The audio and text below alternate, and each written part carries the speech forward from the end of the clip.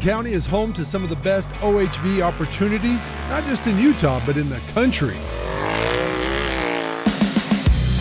There are 4 OHV trail systems: Amasa Basin, Conger Mountain, Cricket Mountains, and Burbank Hills. We have thousands of miles of roads and trails out here that would be great for anybody that wants to come and ride, especially this time of year. We get very little moisture out here, little snow, so 90% of what's out here can still be ridden during the winter months. This is high desert country with trails that lead to caves, dunes, even mountain escapes. But keep in mind, this area is also remote, so take extra water, food, and fuel. It is well worth the trip. We saw features I never even knew existed in Utah.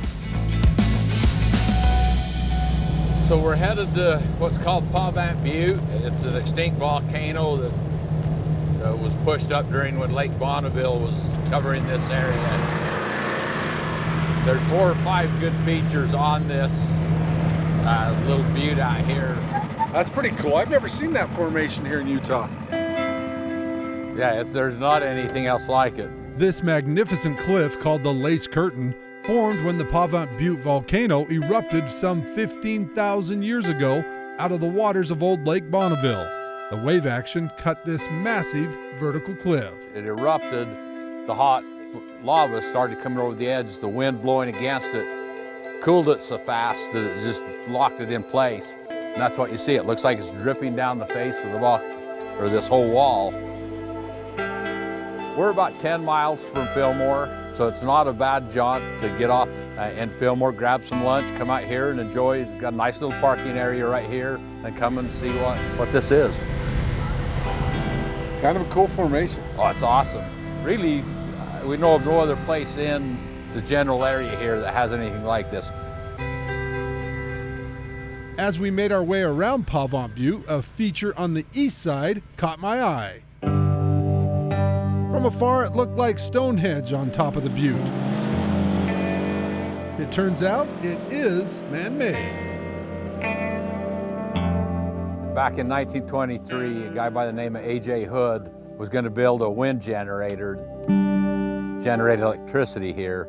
And this is what, as far as he got. He just ended up with the concrete up here. The abandoned concrete pillars and generator house are about all that remain. But it sure boggles the mind to wonder what old A.J. Hood was thinking. It's like the Stonehenge of Millard County. And it's come up here, you got a beautiful view, 360 view all around.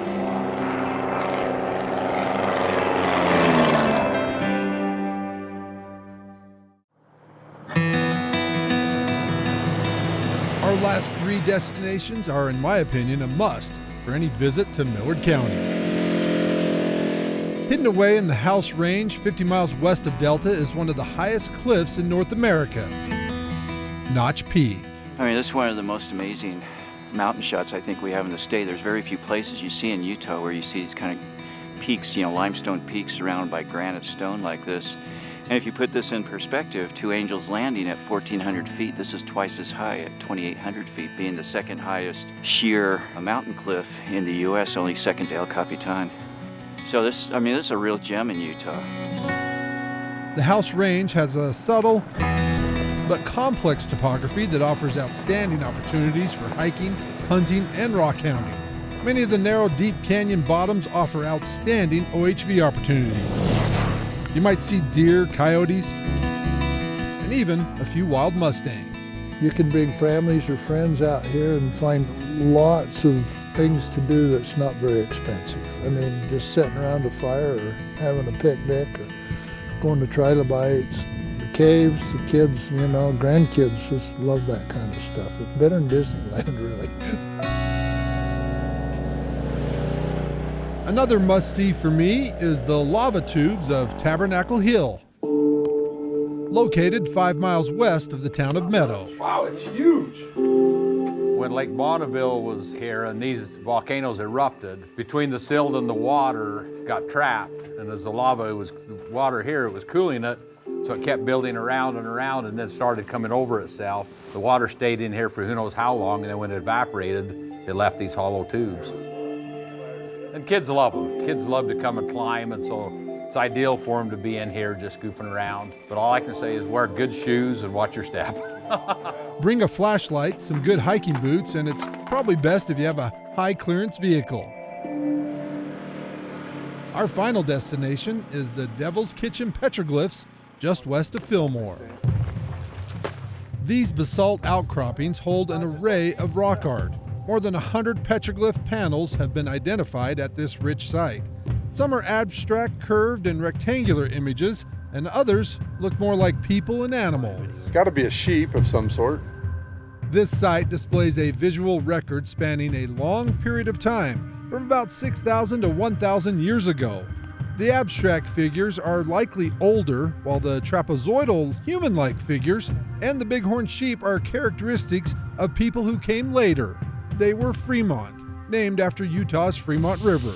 Though the fate of the Fremont remains unknown, many native people living here today count them among their ancestors.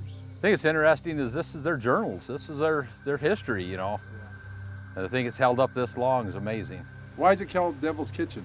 From what I've been told is just south of here is a blowhole that heat comes out of that the Indians used to put their bread on and to heat things. And so I think that was probably their kitchen area. And if people want to come out here and do this, and maybe they want to do it with their group, you guys actually have a jamboree coming up. We do, and that's June 21st through the 25th. This is part of one of the rides from here to the Lace Curtain and several other areas that are close. And just find that on your guys' website? On our website, the National ATV Jamboree, and on MillardCounty.com has it.